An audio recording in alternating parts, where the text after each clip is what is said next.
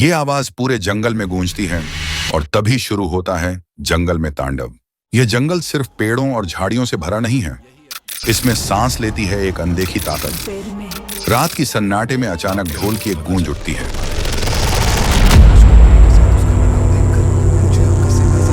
ऐसी कि दिल की धड़कनें कदम ताल करने लगे। आसमान में मशालों की लौ थरथराती है और तभी एक मुखौटा झिलमिलाती रोशनी में सामने आता है। लाल चमकती आंखें, जैसे किसी और ही दुनिया की रूह इंसान के शरीर में उतर आई हो। ये कोई नाटक नहीं है, कोई डांस परफॉर्मेंस नहीं, ये है भूताकोला। सिर्फ एक परंपरा नहीं, ये वो अनुष्ठान है जहां देवता सच में इंसानों के शरीर में उतरते हैं। फिल्म कांतारा ने इस रहस्य को दुनिया के सामने लाया और देखने वालों की रूह तक हिल गई थी। लेकिन इसके पीछे की वास्तविक कहानी और भी गहरी है।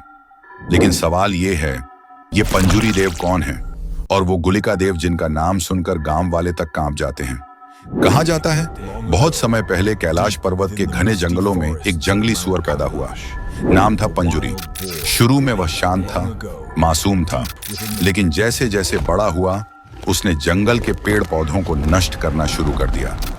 भगवान शिव क्रोधित हुए, उन्होंने दंड देने का निश्चय किया, पर माता पार्वती ने रोक लिया। बोली, इसका दोष नहीं है महादेव, यह प्रकृति का स्वभाव है। शिव का गुस्सा शांत हुआ और उन्होंने पंजुरी को एक आदेश दिया, अब से तुम इंसानों, खेतों और जंगलों के रक्षक बनोगे। और उसी पल पंजुरी देव देवत्व को प्राप्त हुए। आज भी तुलुनाडु के सैकड़ों गांवों में किसान मानते हैं कि अगर फसल पर संकट आए, सूखा पड़े या जानवर नुकसान करें तो पंजुरी देव की पूजा से सब ठीक हो जाता है। धान, नारियल, केले और लड्डुओं का भोग चढ़ाया जाता है, क्योंकि वो सिर्फ देव नहीं, धरती की धड़कन है। भूताकोला की रात, ढोल की थाप तेज होती है, हवा धूल से भर जाती है और पुजारी का शरीर कांपने लगता है। उसके माथे पर सूअर का मुकुट है, चेहरा पसीने से भीगा।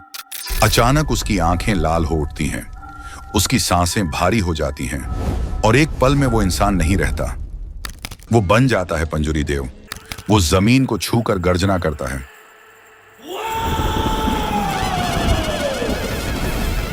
यह भूमि अब सुरक्षित है।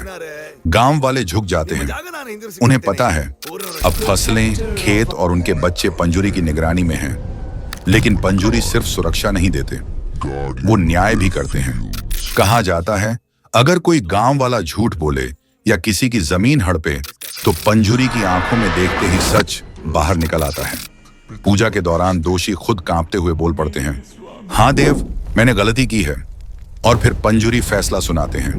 वो जो बोले वही गांव का कानून बन जाता है। पुराने समय की बात है, तुलुनाडु का एक राजा पंजुरी देव की पूजा का अपमान कर बैठा।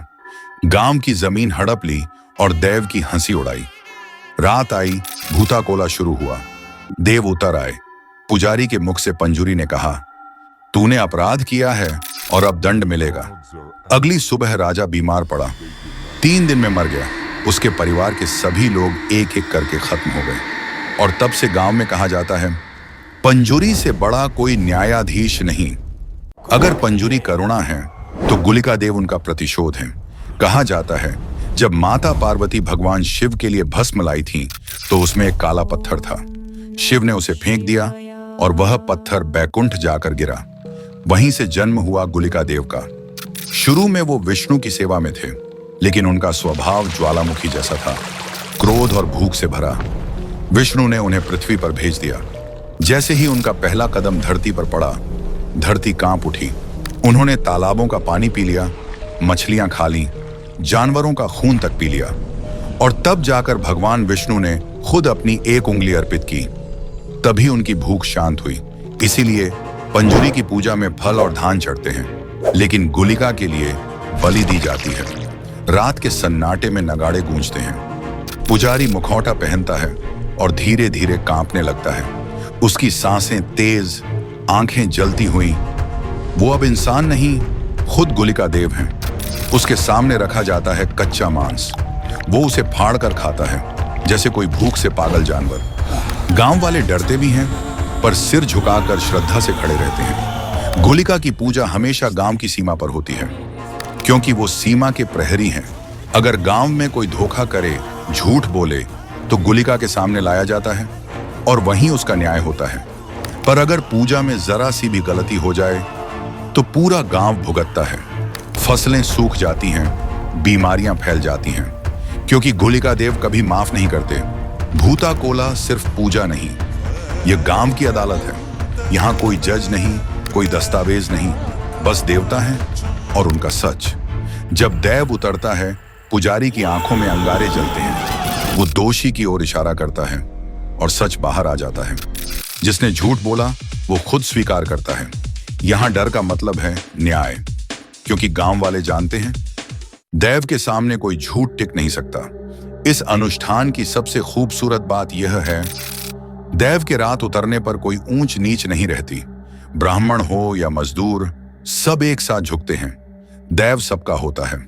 उस पल गांव में समानता सच में जन्म लेती है। ब्रिटिश काल में इसे डेविल वर्शिप कहा गया था, पर बाद में शोधकर्ताओं ने साबित किया यह शैतान की नहीं, धर्म और न्याय की पूजा है।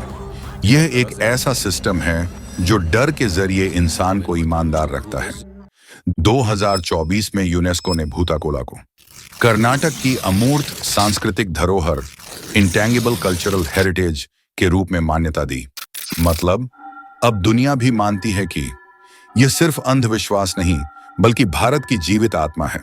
तो जब कंतारा के क्लाइमैक्स में शिवा में देवता उतरते हैं, वो सिर्फ एक फिल्म सीन नहीं होता, वो असली भूताकोला का दर्शन होता है। जब वो जमीन को छूकर कहता है जंगल बोल रहा है, तो उस पल हजारों साल पुरानी परंपरा फिर से जीवित हो उठती है।